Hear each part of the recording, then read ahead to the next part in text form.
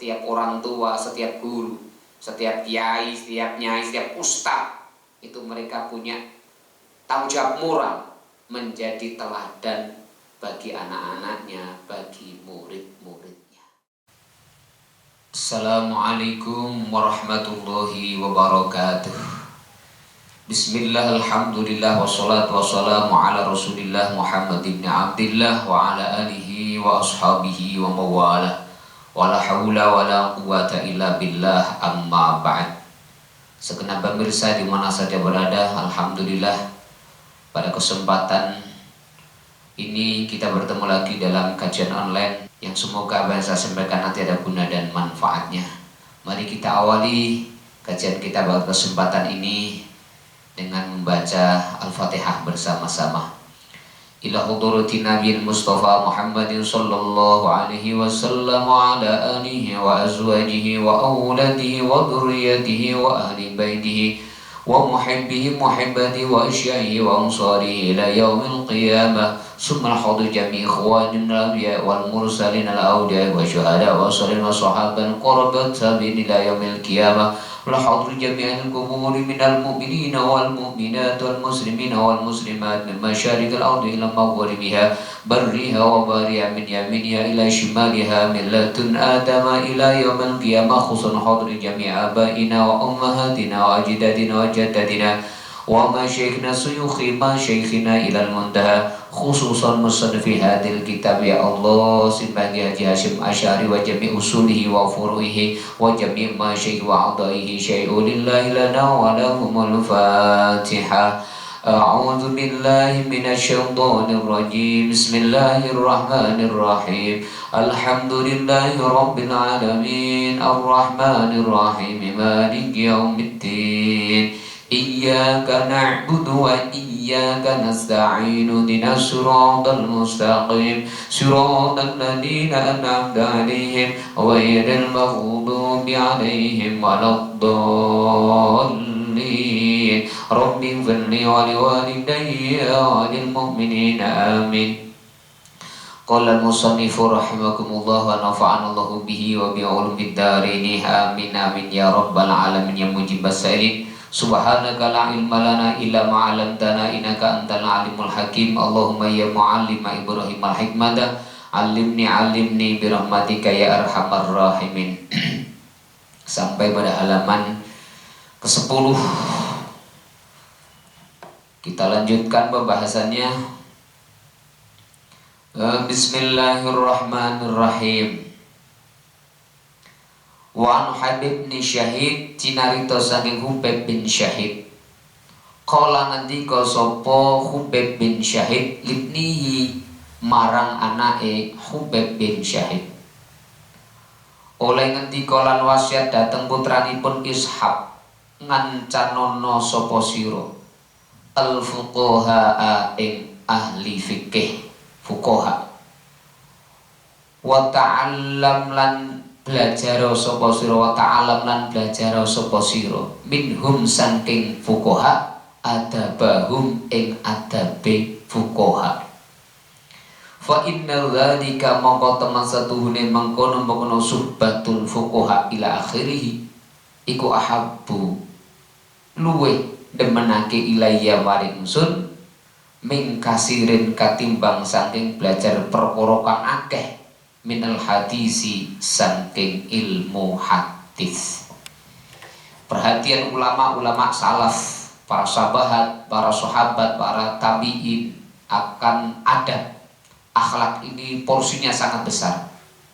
Sehingga termasuk Hubeb bin Syahid memberikan wasiat kepada putranya untuk senantiasa mencari ilmu, ta'alum, golek ilmu, taklim wa ta'alum, mencari ilmu adab dengan para ahli fuqaha. Kenapa ahli fuqaha? Karena orang-orang yang sudah sampai derajat menjadi fuqaha, ahli fikih ini tentu menguasai tentang bab masalah hadis. Sedangkan ahli hadis belum tentu menjadi ahli fuqaha. Sedangkan fuqaha pasti ahli hadis. Maka Hubeb bin Syahid ini lebih suka, lebih senang putrane do golek ilmu adab kali ahli fuqaha, karena pentingnya adab, pentingnya akhlak. Wa qala Rumaybun radhiyallahu anhu, ya bunayya ij'al ilmaka milhan wa adabaka daqiqon. Ya bunayya, ya anak cilik ingsun, ij'al dadekno sapa sira ilmaka ing ilmu sira milhan ing kaya uyah, ing dadi uyah, kaya uyah. Wa adabaka lan ing tata krama ira daqiqon ing tepung. Jadi komposisi antara ilmu dengan akhlak ini jangan sampai terbalik. Komposisi akhlak, adab itu harus dominan dan lebih banyak dan mayoritas dalam satu susunan.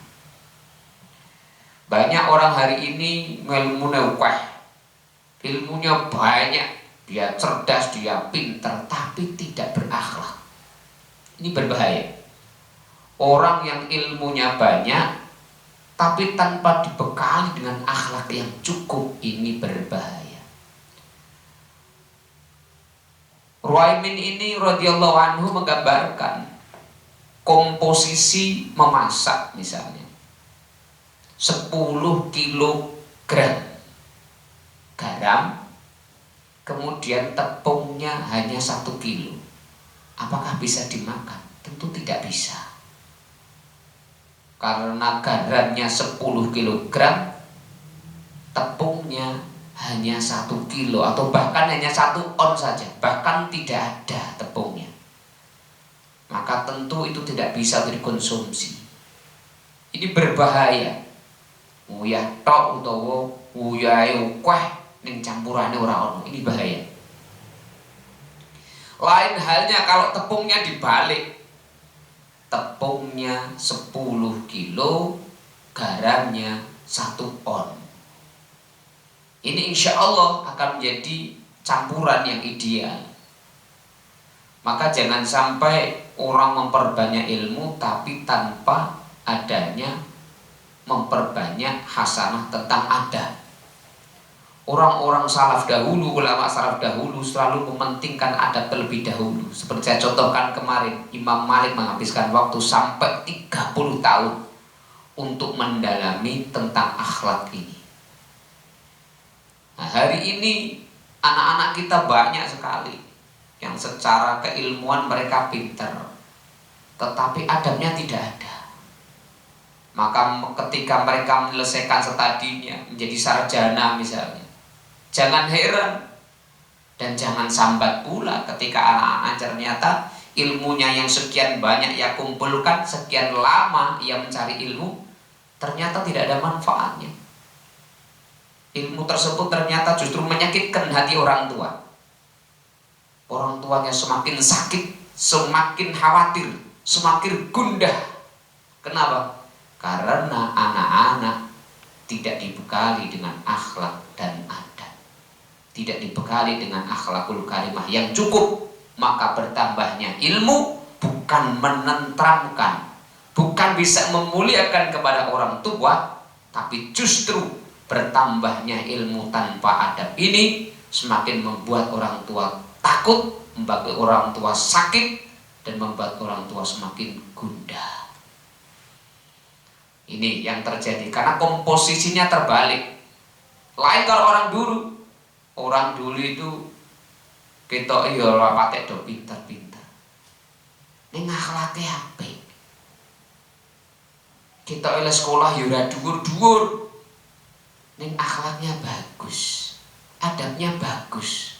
Maka walaupun ilmunya tidak banyak, ilmu tersebut tetap bermanfaat, menenteramkan, mendamaikan, dan membanggakan setiap orang tua. Karena komposisi daripada akhlak ini lebih banyak daripada keilmuannya. Maka dari itu satu kritik sebenarnya untuk perbaikan, monggolah bareng-bareng mulai kita juga memperhatikan tentang anak-anak kita. Jangan sampai anak-anak kita hanya didorong mengkon sekolah, belajar, tapi tanpa adanya pembelajaran tentang akhlak. Dan pembelajaran akhlak ini tidak hanya anak untuk belajar akhlak, tapi dicontohkan dalam keluarga. Bagaimana seorang ayah beradab kepada ayahnya lagi, bagaimana seorang ibu beradab kepada orang tuanya, bagaimana rakyat beradab kepada pemimpinnya dan sebagainya. Ini perlu ada ejawantah, perlu ada uswah, perlu ada sari tauladan. Hari ini ilmu sudah banyak, cuman krisis uswatun hasanah, krisis uswah, krisis figur-figur yang mampu menjadi teladan-teladan. Nah, setiap orang tua, setiap guru, setiap kiai, setiap nyai, setiap ustadz, itu mereka punya tanggung jawab moral menjadi teladan bagi anak-anaknya, bagi murid-muridnya. Jangan sampai punya kebiasaan guru kalau di sekolah, tapi kalau di rumah sudah masing-masing. Guru itu melekat dimanapun tetap guru. Maka akhlak harus tetap dijaga agar anak-anaknya, santri-santrinya, murid-muridnya ini juga beradab, meniru, menauladani daripada haliyah seorang guru tersebut. Wa qala Ibnul Mubarak radhiyallahu anhu, nahnu illa qalilin minal adab ahwaju minna. Nahnu utawi kita illa qalilin maring perkara kang githik minal adab saking adab iku ahwaju luwih butuh. Iku ahwaju luwih butuh minna katimbang butuhe kita ila kasirin saking perkara marang perkara kang akeh minal ilmi saking ilmu. Kang kipase Ibnu Mubarak menyatakan bahwasanya kebutuhan tentang ilmu adab yang sedikit itu lebih dibutuhkan daripada segudang ilmu. Jadi apalah artinya apabila ilmu akeh tapi tanpa adab? Untuk apa mencetak generasi yang cerdas, cerdik, pandai tapi tidak beradab, tidak punya keadaban? Ini berbahaya. Maka NU khususnya pondok-pondok pesantren, para ustadz, para kiai memang selalu konsisten dan selalu fokus perhatiannya lebih besar tentang adab ini. Maka ketika perhatian adab ini lebih banyak daripada keilmuan, dapat kita lihat kita banyak menolorkan generasi-generasi yang mohon maaf cinta tanah airnya lebih tinggi, penghormatan kepada pendahulunya juga lebih tinggi. Ini tidak lepas dari perjuangan para masyayikh kita yang memberikan perhatian lebih besar tentang adab dan akhlakul karimah ini. Karena memang kalau keilmuan lebih banyak daripada akhlak, maka tentu ilmu akan berbahaya. Tetapi sedikitnya ilmu dengan banyak akhlak, insya Allah ilmu tersebut akan membawa kebarokahan, akan membawa kemanfaatan. Wakilalil imam, wakilal imamina Syafi'i, dikatakan wakilalan dan ucapake marang imam kita Imam Syafi'i radhiyallahu anhu, kaifa hali kepiye syuhuduka kepinginan iro, perhatian siro lil adabi marang adab. Ya Imam Syafi'i, seberapakah dan seperti apakah perhatian engkau akan tentang adab ini? Faqala, monggo jawab sapa Imam Syafi'i, asma'u ngrumu sapa ingsun bil harfi kelawan huruf minhu saking adab. Fatawat dulan demen sapa ingsun apa akdoi piro-piro anggota ingsun. Innalaha temen iku tetep kaduwe adab Innalah temnitabe aqdo isma'an piro-piro pendengaran. Isma'an maujud piro-piro pengrungu atau pendengaran. Tatana ammu kang rasa enak bihi kelawan isma'an lil adab. Imam Syafi'i nanti dipun sing pirsa dos pundi panjenengan ya Syekh Imam Syafi'i bab masalah adab. Cara mriki bahasane ngerti yo. Waku kuwi nek ngaji adab iku. Nek ngaji adab. Aku lho ngrungokke huruf per huruf. Saya tidak akan bergeming, kata Imam Syafi'i. Aku wanteng fawatu a'doi innalaha isma'an. Aku lho ngrungokke tenanan sampai huruf per huruf saya dengarkan. Huruf per huruf saya dengarkan. Setiap laku per perilaku saya dengarkan. Ini Masya Allah. Jadi Imam Syafi'i kalau pas ngaji adab itu kuatek koyo patung. Wes ora ubah bablas. Jadi biasa ditiru oleh para santri-santri yang mungkin sangat sulit ditiru oleh para pembelajar yang lain. Di kalangan santri masih bisa ngaji anteng, guyu, ora seru, ora nyekakak, ora bengok, itu masih bisa di kalangan para santri. Duduk dengan beradab, para santri itu duduk dengan adab, ora selonjoran, ora lende-lendenan, ora cerita dewe. Nah ini, fenomena seperti ini sekarang mulai hilang. Maka warga NU harusnya di mana tempat ketika mencari ilmu tirulah seperti Imam Syafi'i ini. Duduk tenang, khusyuk, penuh dengan ada ojo cerita dewe, ojo ngomongan dewe. Wong ngaturi kiai kon mau ido kok malah mau ido dewe. Jare kon cerita malah cerita dewe. Kadang-kadang ketika Pak Kiainya ini tausiah di panggung, jamaahnya asik malah dolanan HP dewe. Ini banyak terjadi hari ini. Mungkin tidak disadari pula oleh para ustadz-ustadz ini. Kadang-kadang orang ngaji dolanan HP dewe. Ini yo mboten pasti contoh karo jamaah. Di jamaah iki ngoten. Nek ana pengajian mah dolanan HP dewe. Padahal Imam Syafi'i Masya Allah, imam kita yang kita anut, yang menjadi panutan kita, subhanallah, beliau itu nek ngaji ngantek lir kadewa jadi patung, diam, khusyuk, huruf per huruf beliau dengarkan. Malah nek perlu lampung ngaji langsung apa tur diteparingi Pak. Ini kadang-kadang kenapa kita ngaji kok ora apal tur ora paham? Ya memang kita tidak fokus, adab kita kurang, akhlak kita kurang, sehingga menjadikan kita kurang fokus. Nah ini Masya Allah. Maka Imam Syafi'i ini ketika hadir di satu majelis ilmu, pasti beliau akan hadir dengan keadaban, dengan adab, dengan toto kromo, dengan akhlak, gitu. Masya Allah. Imam Syafi'i ditanya lagi wakila lahu, wakilan ketika lagu marang Imam Syafi'i wa kaifal hari kepiye iku hale kepiye tolak buka oleh mure sira lagu maring adab.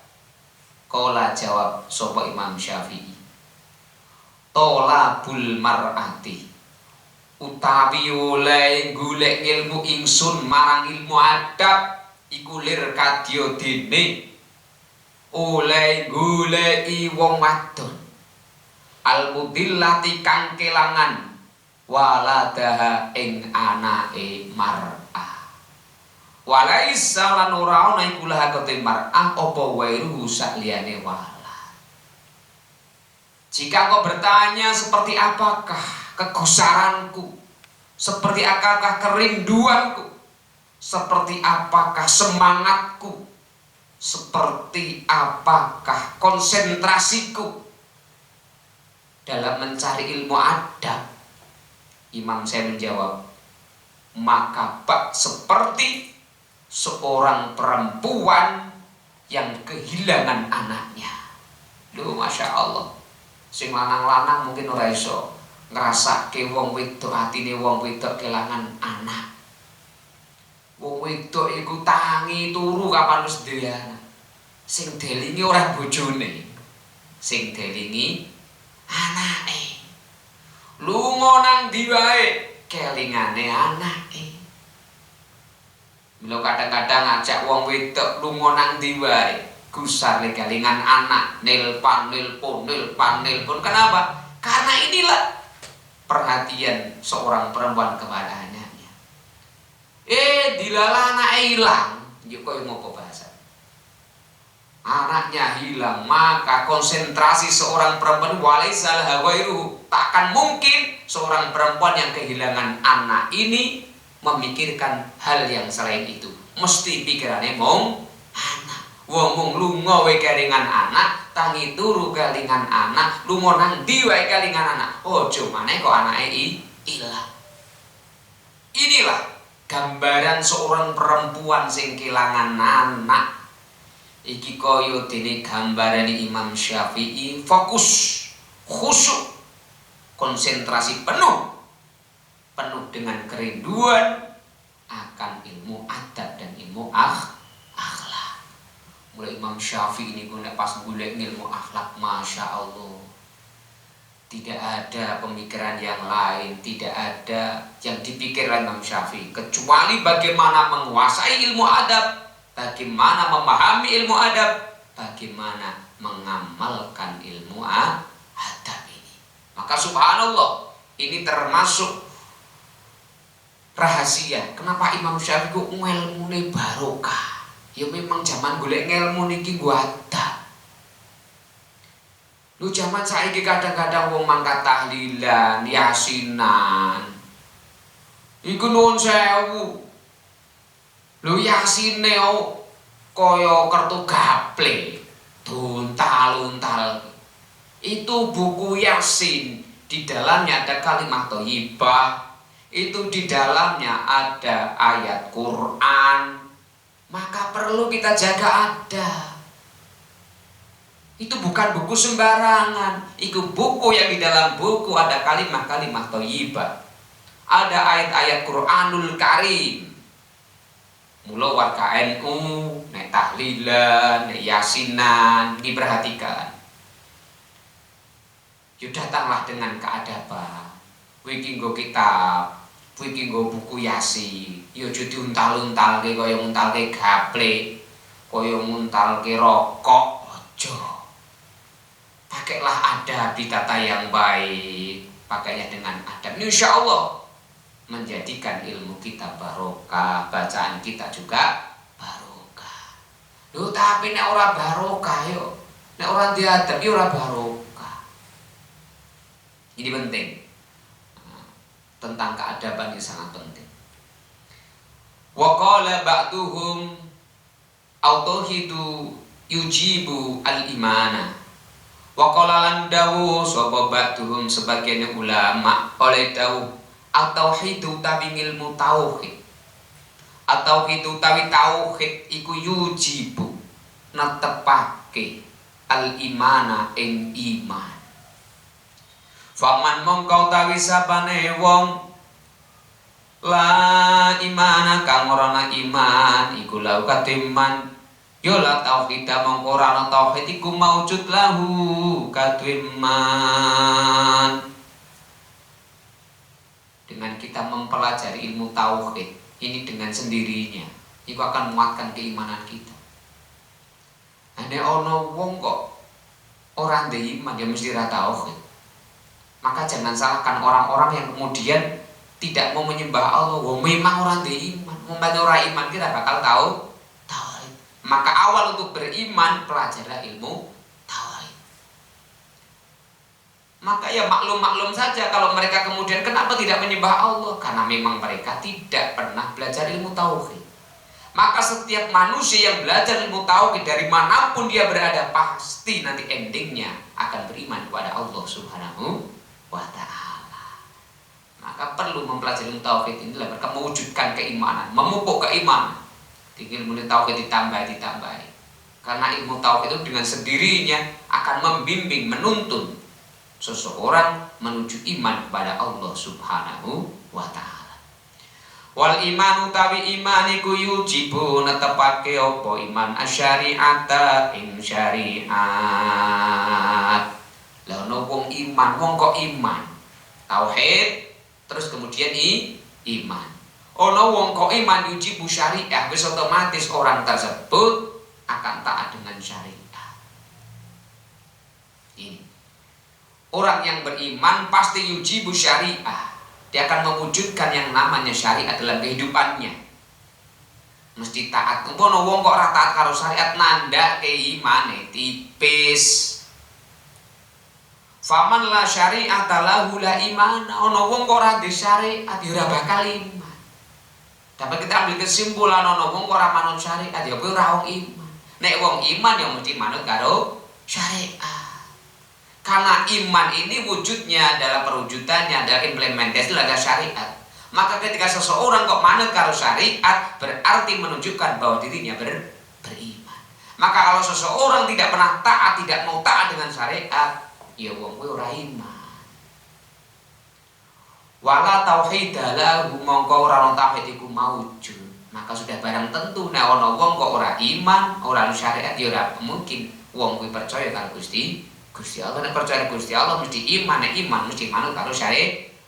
Ana wong kok manut karo syariat mesti iman, ana wong iman mesti percaya karo Gusti Allah. Diwolak-walik niku ya mupeng. Nek ora siji ya ora kabeh. Nek iya siji ya iya kabeh. Karena itu saling bersambungan, tidak bisa dipisahkan antara satu dengan yang lainnya. Wasyari'atu tujibu al-adaba.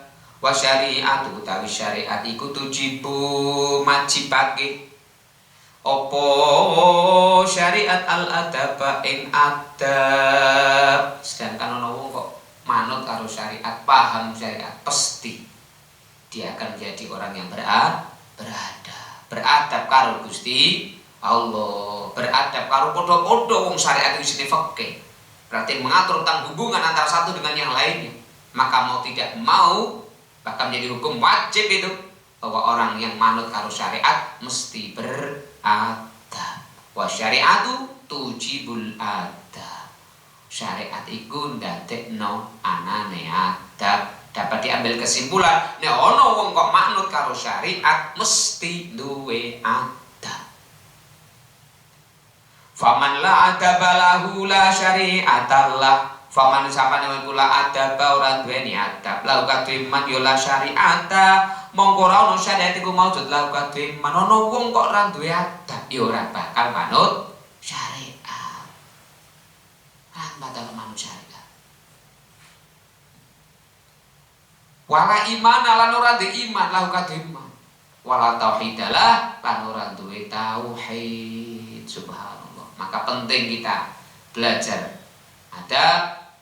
Nanti akan taat dengan syariat, keimanan kita akan bertambah mantap, maka tauhid kita pun akan bertambah kuat di sisi Allah Subhanahu wa ta'ala. Dari adab, dari syariat, dari iman akan mewujudkan wusul kepada Allah Subhanahu wa ta'ala. Semoga sudah dengan waktu kita bisa belajar adab, belajar akhlak yang akan menjadikan syariat kita bertambah kuat. Keimanan kita juga bertambah kuat, hubungan kita kepada Allah akan semakin kuat yang menjadikan kita usul kepada Allah Subhanahu wa ta'ala. Rabbana atina fid dunya hasanah wa fil akhirati hasanah wa qina adzabannar. Wassallallahu ala sayyidina Muhammad wa alihi ajma'in. Walhamdulillahirabbil alamin. Assalamualaikum warahmatullahi wabarakatuh.